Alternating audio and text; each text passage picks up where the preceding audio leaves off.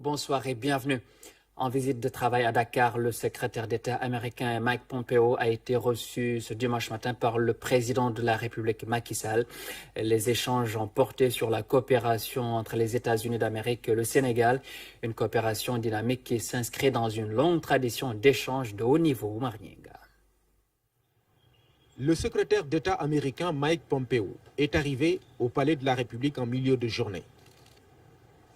C'est le ministre des Affaires étrangères Amadou Ba qui est chargé de l'accueillir pour l'introduire auprès du président Macky Sall. Dans un premier temps, le chef de l'État le reçoit en tête-à-tête. Ensuite, l'entretien est élargi aux délégations respectives. Les échanges ont porté sur les relations entre le Sénégal et les États-Unis qui s'inscrivent dans une longue tradition d'échanges de haut niveau. Une coopération dynamique dans le cadre de l'USAID, l'AGOA, le Millennium Challenge Corporation, pour ne citer que ces programmes. Le président Macky Sall et le secrétaire d'État Mike Pompeo ont aussi salué l'idéal de droit et de démocratie que le Sénégal et les États-Unis ont en partage. Le secrétaire d'État américain a été l'hôte à déjeuner du président Macky Sall. À l'issue, Mike Pompeo et sa délégation ont quitté le palais de la République, direction le ministère des Affaires étrangères, pour une conférence de presse conjointe avec le ministre des Affaires étrangères, Amadou Ba. Voilà, et justement, le secrétaire d'État américain Mike Pompeo a rencontré son homologue Amadou Ba. Une réunion sur la coopération bilatérale et pour le second compact, le Sénégal bénéficie de 550 milliards de francs CFA. Les deux ministres ont souligné l'excellence des relations entre le Sénégal et les États-Unis. Seydina Lunfal. Les deux pays ont bouclé 60 années de relations. La coopération entre le Sénégal et les États-Unis s'est consolidée ces dernières années. Cette visite du secrétaire d'État américain, la première en Afrique, en est une illustration. Nous avons également parlé de partenariat dans le domaine de la santé, il y a l'initiative sur le paludisme. La mortalité infantile a été réduite à hauteur de 55% sur 8 ans et la mortalité infantile a baissé de 17% en 4 ans. Des centaines de milliers de vies ont été épargnées. Et nous devons nous adapter à de nouvelles menaces. Le CDC et l'USAID travaillent avec le gouvernement pour faire face aux nouvelles maladies, y compris le coronavirus. Monsieur le ministre, nous apportons beaucoup de valeur à notre amitié avec le peuple sénégalais. Nous sommes là pour vous aider. Merci encore une fois pour avoir été un allié ici. Développement, santé, éducation et sécurité, des domaines prioritaires de coopération entre le Sénégal et les États-Unis. Notre pays vient encore une fois de bénéficier de la confiance des autorités américaines qui vient de mettre à notre disposition un second compact pour un montant de 550 milliards de francs CFA.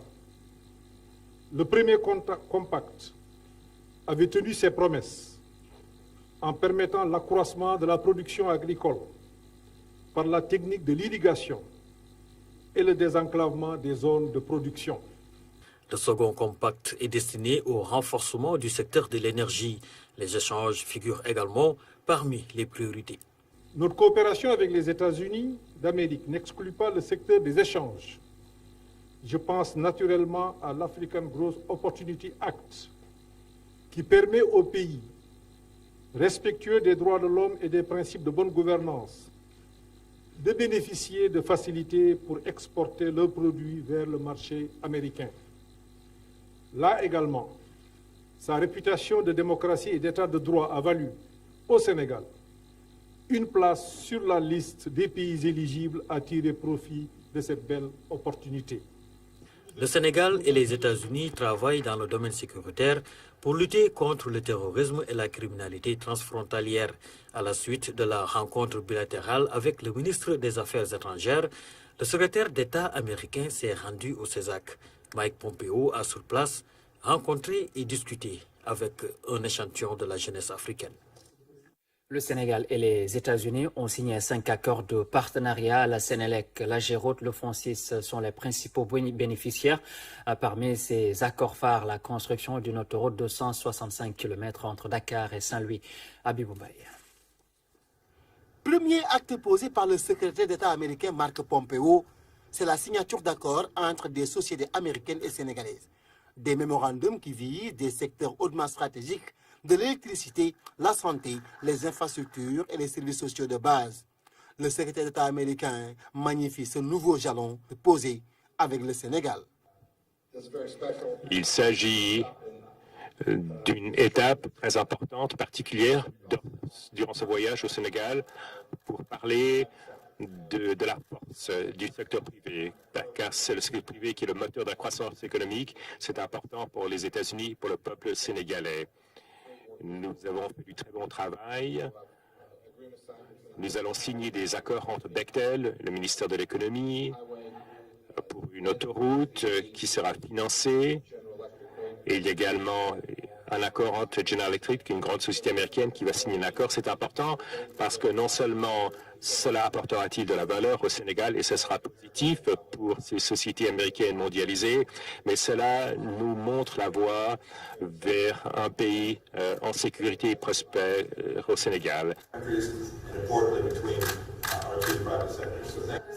Les accords signés avec les compagnies américaines visent non seulement à accroître le dynamisme du secteur privé, mais aussi à attirer les entreprises américaines à se tourner vers le Sénégal. Et cette fois, le deuxième compact plus important de 550 millions de dollars dédié à l'accès à l'électrification, à l'accès à l'énergie, donc essentiellement avec la Sénélec, dans la distribution et dans la transmission. Il est important aussi que quand un pays soutient autant un autre pays, qu'on essaie aussi de développer les partenariats économiques. Parce que ce sont les partenariats économiques aussi, les investissements directs étrangers qui vont nous aider à créer plus d'emplois, à pérenniser la croissance. Ce que nous avons aussi discuté avec le secrétaire d'État, c'est vraiment de pousser les entreprises américaines qui produisent dans d'autres pays, de se délocaliser au Sénégal, de produire à partir du Sénégal et d'exporter, de servir le marché sénégalais, mais également le marché de l'exportation, donc dans la sous-région et même dans le reste du monde. Et tout ceci en partenariat avec le secteur privé national. C'est une grande volonté du président de la République d'inclure le secteur privé national dans l'exécution des projets. Une exécution des projets qui va créer des milliers d'emplois au Sénégal avec la construction de l'autoroute ultramoderne de 165 km entre Dakar et Saint-Louis, sans compter les centrales électriques, les services sociaux de base hautement prioritaires pour l'émergence. 3 mémorandums d'entente ont été signés entre les entreprises américaines et sénégalaises. Il s'agit de la Sénélec, du Fonsis et de la Gérote. Voici les directeurs généraux de la Sénélec, Papa Mademba Bité et Papa Demba Diallo du Fonsis. Ils sont au micro de Habibou Mbaye. Pour permettre l'utilisation du gaz, que nous sommes en train de négocier des projets.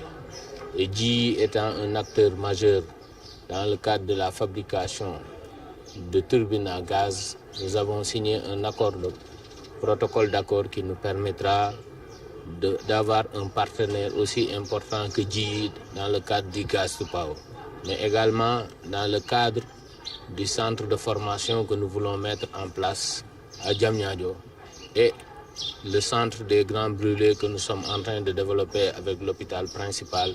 C'est tout cet accord-là que nous avons choisi ce partenaire GE qui a l'expérience dans ces différents domaines pour accompagner Sénélec à mettre en place ces projets importants pour le Sénégal. Nous avons également signé, dans le cadre de l'accès universel à l'électricité, un aide-mémoire avec la société Weldy Lamon qui va de 100 millions de dollars qui nous permettra d'augmenter le taux d'accès à l'électricité, l'électrification des villages et également le taux de pénétration de l'électricité dans ces villages. Voilà l'ensemble des accords que nous venons de signer ce matin avec ce sujet. L'accord que nous venons de signer, le protocole d'accord, c'est avec l'entreprise américaine General Electric, la partie healthcare, donc la partie santé, qui s'occupe des équipements et des services autour de la santé.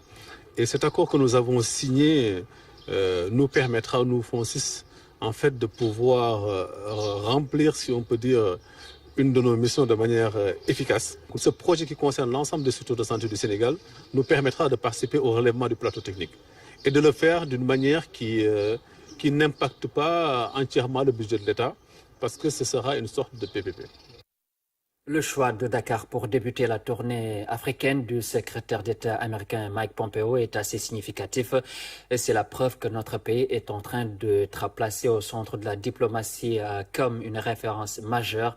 C'est l'analyse du docteur Cheikh Tidiane Gadio, le vice-président de l'Assemblée nationale et ancien ministre des Affaires étrangères, était l'invité de l'émission Point de vue. Nous l'écoutons.